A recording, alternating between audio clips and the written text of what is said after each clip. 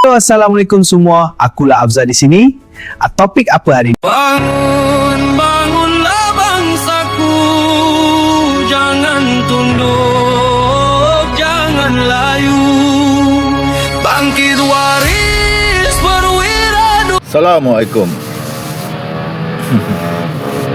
Aku rasa siapa yang baca RCI tabung haji pasti akan terfikir satu benda. Kalau tak disebabkan Menteri Kewangan Lim Guan Eng yang selamatkan tabung haji, institusi kewangan Islam terbesar di negara ni akan rosak.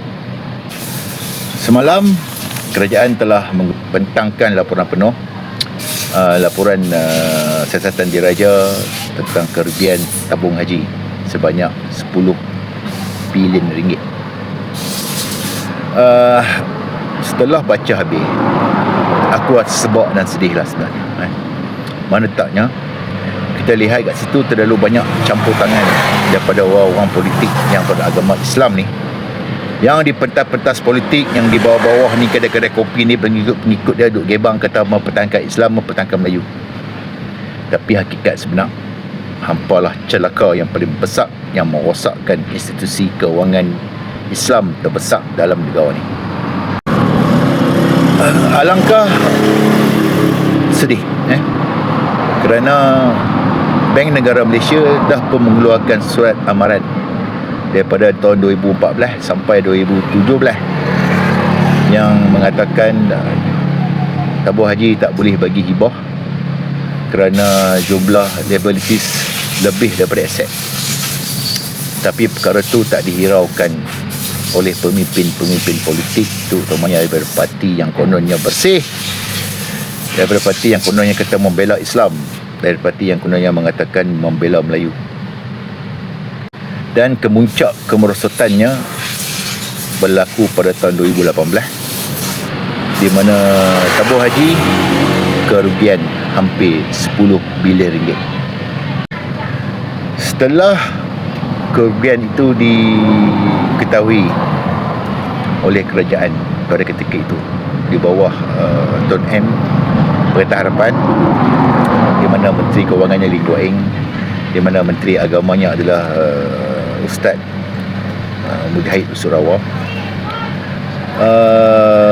Menteri Kewangan telah mengunjurkan agar kerajaan memulihkan balik, melakukan penstrukturan semula tabung haji. Aset-aset yang tak ada kepentingan ataupun aset-aset yang merugikan telah diserahkan kepada SPV, syarikat bertujuan tertentu daripada kerajaan, SPV, yang telah membeli aset itu semua dengan harga 19 bilion lebih, walaupun harga pasaran terkini aset-aset berkenaan kurang daripada 10 bilion. So bermaksud kerajaan suntik 10.3 bilion ringgit kepada tabung haji agar tabung haji boleh terus meneruskan perniagaan dan menyumbang kepada kebanyakan orang-orang Melayu Islam di Malaysia. Tapi memang aku sedih lah dengan apa yang berlaku. Bila aku lihat, itulah aku cakap, kalau tak sebabkan Cina DAP yang apa herdik, yang apa maki, yang apa kata nak pijak, nak tikam, nak segala benda ni, yang selamatkan institusi kewangan tabung haji,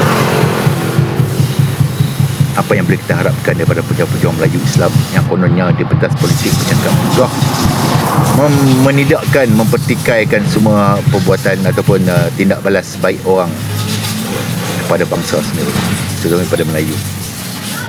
Itulah aku nak cakap. Apa masih lagi percaya pada DNA penyamun-penyamun yang ada dalam UMNO, dan hakikat sebenar yang merosakkan UMNO daripada tahun 2014 sampai 2017 adalah UMNO, di mana Perdana Menterinya adalah Najib Razak, Menteri Agamanya adalah K. Baharum, Timbalan Menteri Agamanya adalah Asraf Wajidi, pengerusi tabung hajinya adalah Aziz Rahim. Renungkanlah. Jangan sampai kita terlalu taksub, sampai kita membutakan mata, kita membiarkan penyamun-penyamun yang tak memorah ni menjarah hak Melayu, hak Islam yang ada di Malaysia ni. Itu je aku nak cakap. Sekian, terima kasih. Assalamualaikum. Assalamualaikum. Like, komen dan share untuk manfaat bersama ya. Hari